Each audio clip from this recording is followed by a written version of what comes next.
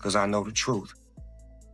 Ain't none of you just put me on the set, and ain't none of you gonna kick me off the set. Were you there that day? Yes, I was.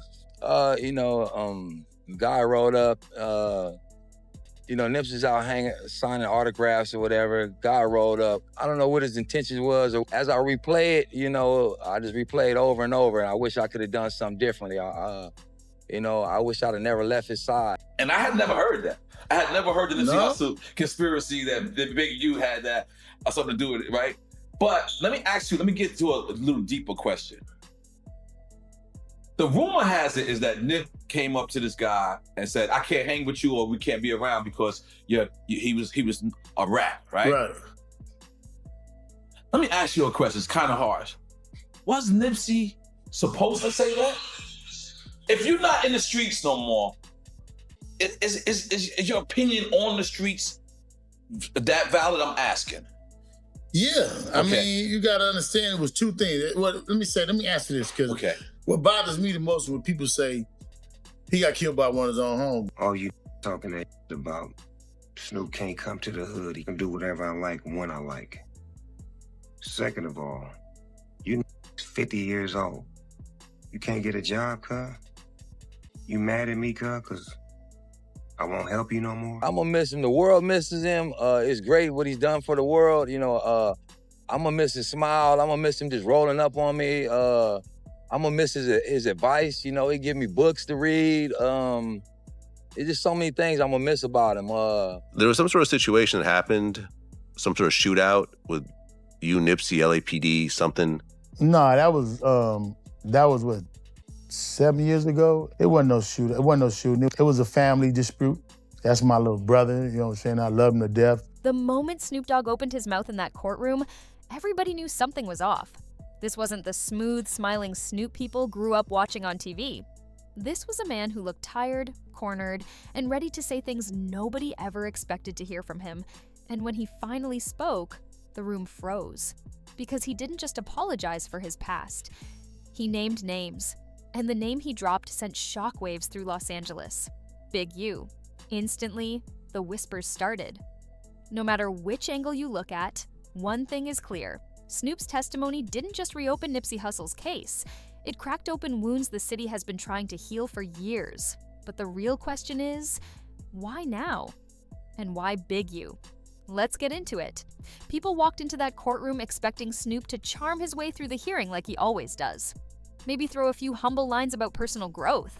Maybe talk about leaving the streets behind. But Snoop opened with something nobody saw coming. An apology. His voice dropped. He talked about his past. He talked about the violence his music once glorified. He even admitted the weight of what that influence did to entire communities. And for a moment, people thought this was going to be one of those emotional, reflective celebrity moments. Then things shifted. Because instead of ending his apology, Snoop pushed forward and placed responsibility on someone everyone assumed he'd never mentioned publicly. He pointed at Big U's involvement in the environment that surrounded Nipsey before he died, and the room went silent. Not a cough, not a whisper, nothing.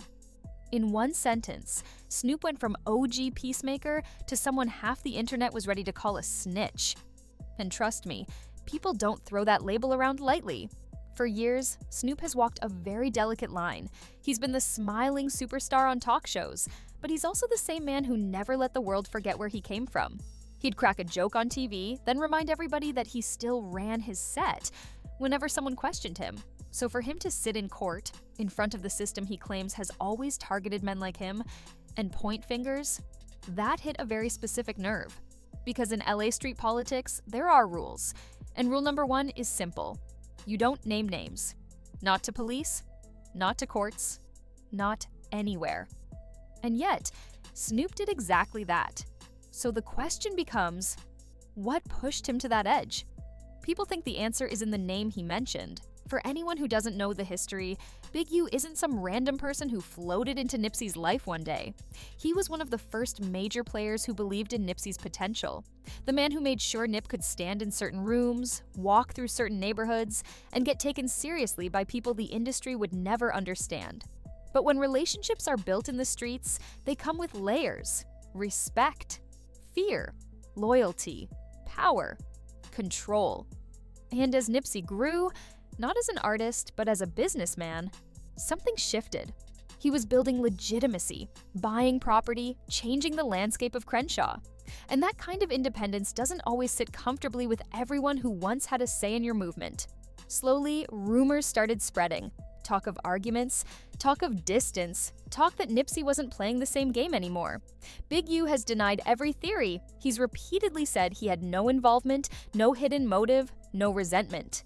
And there are plenty of people who believe him, but there are also people who remember something else. That Nipsey was very aware that staying loyal to the same neighborhood he grew up in came with danger. And the closer he got to breaking away from street politics, the more complicated his relationships became. So when Snoop said Big U's name in court, it wasn't just a statement, it was an explosion.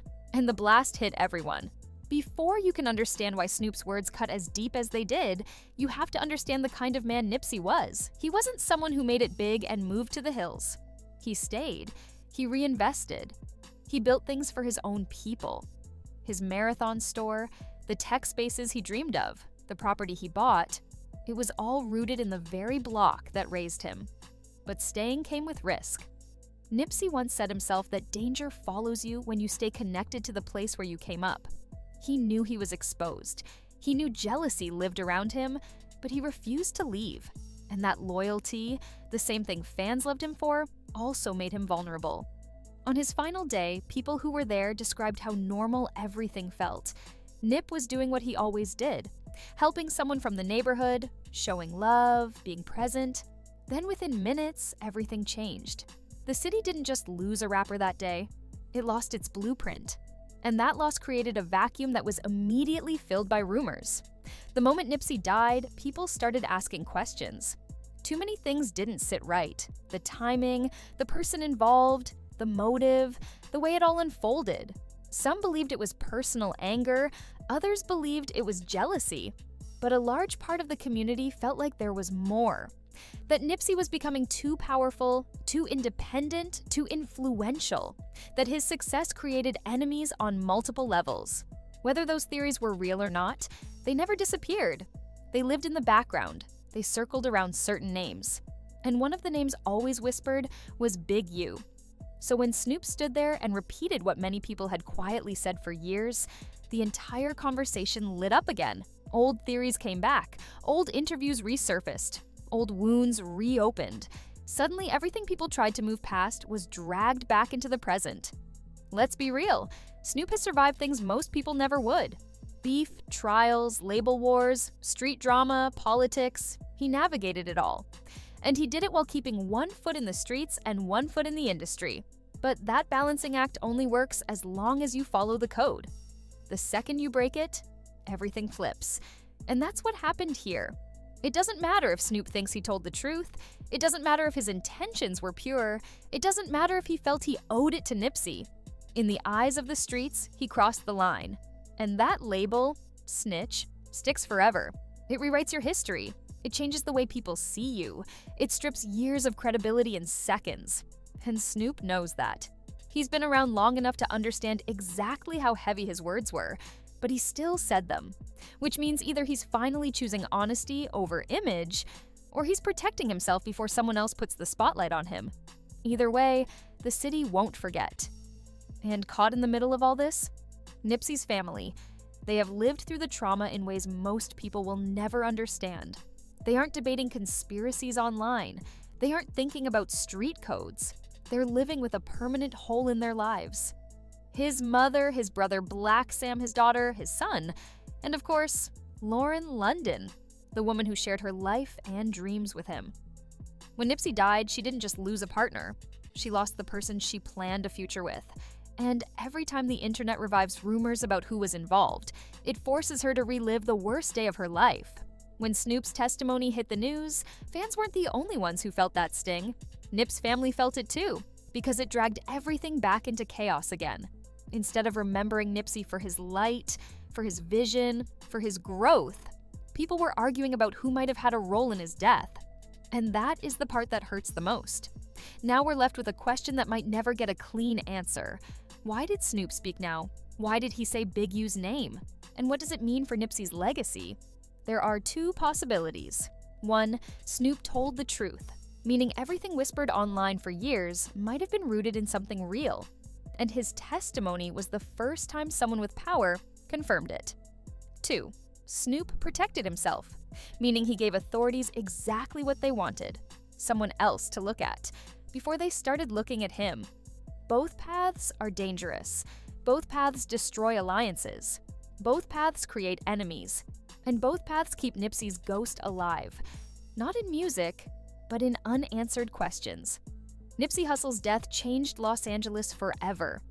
And now, years later, Snoop Dogg's courtroom confession has thrown the entire story into a darker, deeper place. So now the question falls on us.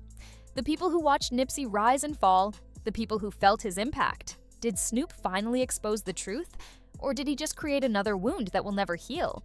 Let me know what you think in the comments, because this story is far from over.